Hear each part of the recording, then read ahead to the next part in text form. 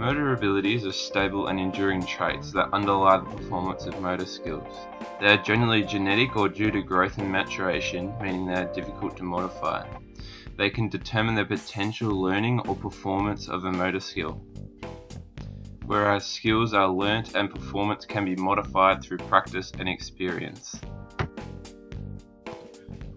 So within this shot, Novak Djokovic has an ability of hand-eye coordination and the skill for the forehand. Over time, research has been conducted about whether abilities are highly related or whether there are many specific and independent abilities. Two hypotheses were developed in relation to these motor abilities, including the general motor abilities and the specificity of motor abilities.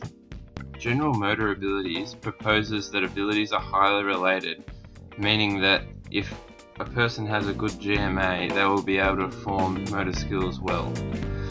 If they are good at one motor skill, most likely they will be good at another. So within this, I might be good at soccer, frisbee, and cricket. Specificity of motor abilities states that we have many motor abilities and these are all independent of each other rather than one big motor ability. So performance at one skill might not translate to another. So if I have an ability for diving, this might not translate across to having an ability for golf.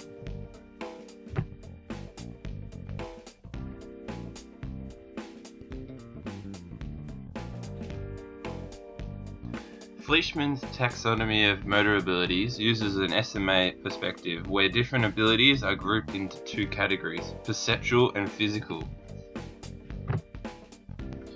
These fencers have many perceptual motor abilities, including multi-limb coordination, reaction time, and aiming.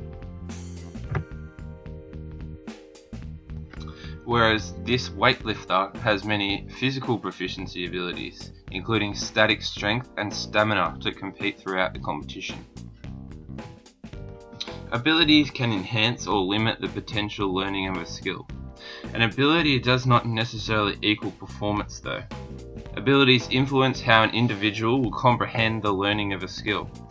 If a learner does not improve their skill, this doesn't necessarily mean that they have a lack of ability, but rather the variables within the learner's environment didn't help them. There are many difficulties in predicting motor skill performance, including identifying important performance variables. This means that it might not be just the performer's motor ability that's influencing, but other factors such as psychological and confidence issues with the skill. Another factor may be individual movement differences, which means that an individual might use a different subset of abilities to perform the same action. Another factor is developmental differences and relative age. As seen in this picture, two girls of the same age might not necessarily be the same biological age. A fourth difficulty in predicting motor skill performance is the changing skill requirements, meaning that learners may be at different levels or the skill might increase in difficulty. From the changing skill requirements, this leads to stages of learning, which include cognitive, associative, and autonomous. Within the cognitive stage, learners are still understanding the skill and how to perform it, listening to instruction, and thinking about the skill and what they need to do, as seen in this clip.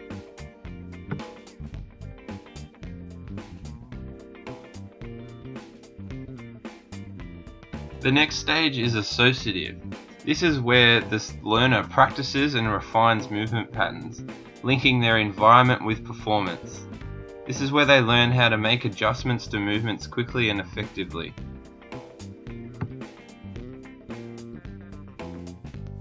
The final stage is autonomous. This is where performance occurs automatically. More than one skill can be performed at one time, and higher order activities and decision making occurs.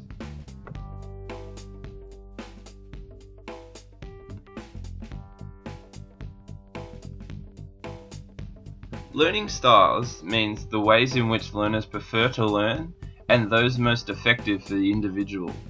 There are two learning style models that include perceptual and processing.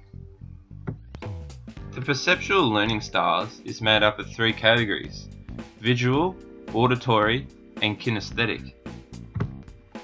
Visual learners learn best by watching, seeing demonstrations and words, and just seeing others perform the skill.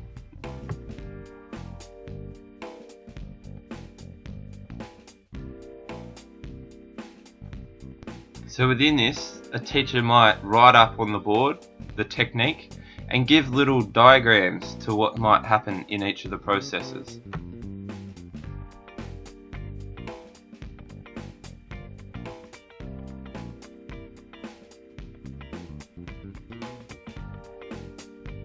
They might then follow up the demonstration themselves of what this might look like, or have students watch people like Steph Curry shoot the basketball. Auditory means that individuals learn best through listening and discussion, meaning that a teacher might give verbal descriptions of the skill like this. So to shoot a basketball shot, we might use the beef technique. Now B stands for bend the knees. E, eyes on the target. E, elbow tucked in. And F, follow through. And the third style is kinesthetic, where individuals learn best through movement and physically performing the skill, like this child.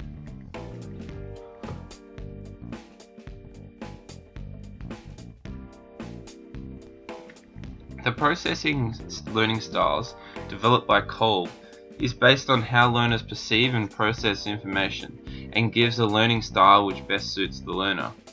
This is made up of two continuums: the processing, which is the watching and doing, and the perception, which is thinking and feeling. From this, Kolb developed this table, where there are four types of learners: convergers, who are the thinkers and doers, who like practical and technical issues; divergers, who like to feel and watch, meaning they like to use experience and imagination to learn; assimilators, who are the thinkers and watchers, who just like to use observation and conceptualization; and accommodators, who are the feelers and doers, who just like the experience and experimentation.